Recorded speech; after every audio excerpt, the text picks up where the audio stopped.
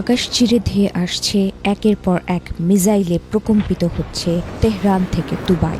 যে আশঙ্কার কথা বিশ্ব নেতারা এতদিন বলে আসছিলেন, এখন যেন তাই বাস্তব হতে চলেছে। ২৮ ফেব্রুয়ারি ২০২৬ সভ্যতার ইতিহাসে একটি কালো দিন হিসেবে চিহ্নিত হতে যাচ্ছে। যুক্তরাষ্ট্র ও ইসরায়েলের যৌথ সামরিক অভিযান অপারেশন এপিক ফিউরির আঘাতে দাউ দাউ করে জ্বলছে ইরান। তবে কি শুরু হয়ে গেল তৃতীয় বিশ্বযুদ্ধ? মার্কিন প্রেসিডেন্ট ডোনাল্ড ট্রাম্পের এক নাটকীয় ঘোষণার পরপরই ইরানে শুরু হয় বৃষ্টির মতো বিমান হামলা। রাজধানী তেহরান সহ ইস্পাহান, কারাজ এবং কারমানশার সামরিক স্থাপনাগুলোতে ভয়াবহ বিস্ফোরণ ঘটেছে। মার্কিন প্রেসিডেন্টের দাবি, ইরানের পারমাণবিক সক্ষমতা গুলিয়ে দিতেই এই প্রতিরক্ষামূলক হামলা। কিন্তু যুদ্ধের এই লেলিহান শিখা থেকে বাদ পড়েনি নিরীহ শিশুরাও। দক্ষিণ ইরানে মিনাবে একটি প্রাথমিক বিদ্যালয়ে ইসরায়েলি হামলায় প্রায় ৯০ জন শিক্ষার্থীর মৃত্যুর খবর পাওয়া গেছে, যা বিশ্ব বিবেককে স্তম্ভিত করে দিয়েছে।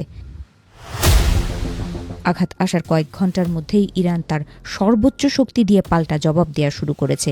পারস্য উপসাগরের তীরবর্তী দেশগুলোতে অবস্থিত মার্কিন ঘাঁটিগুলো লক্ষ্য করে ঝাঁকে ঝাঁকে ড্রোন ও মিসাইল ছুটছে তেহরান। দুবাইয়ের সৈকত থেকে দোহারের অলিগলি, প্রতিটি জায়গায় এখন শুধু সাইরেন আর বিস্ফোরণের শব্দ।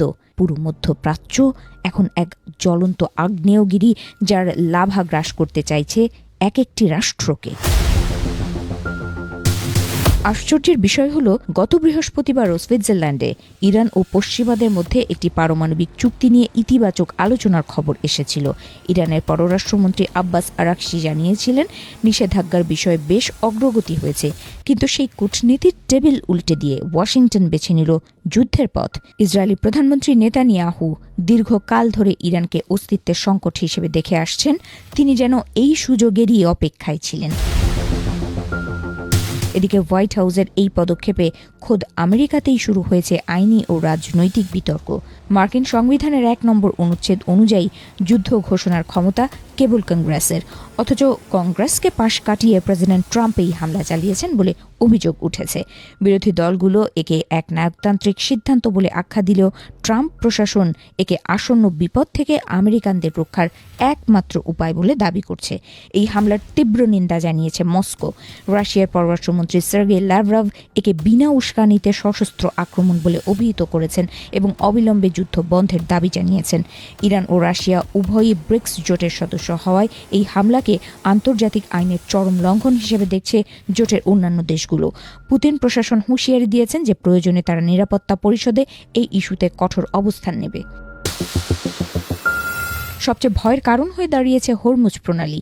বিশ্বের মোট সমুদ্রজাত তেলের ১/৪ এই সরু জলপথ দিয়ে পরিবাহিত হয়। ইরানের বিপ্লবী গার্ড বাহিনী ঘোষণা দিয়েছে, এই প্রণালী দিয়ে কোনো জাহাজ চলাচল করতে দেওয়া হবে না। যদি সত্যি হরমুজ প্রণালী বন্ধ হয়ে যায়, তবে বিশ্ব বাজারে তেলের দাম আকাশচুম্বী হবে, যার ফলে এক নজিরবিহীন বৈশ্বিক অর্থনৈতিক মন্দা শুরু হতে পারে। শান্তির আশা কি তবে চিরতরে বিলীন হয়ে গেল? বিশ্ব কি এখন দুই শিবিরে বিভক্ত হয়ে এক মহা বিনাশী যুদ্ধের দিকে এগোচ্ছে? একদিকে ইসরায়েল যুক্তরাষ্ট্র জোট, অন্যদিকে ইরান ও তার মিত্ররা।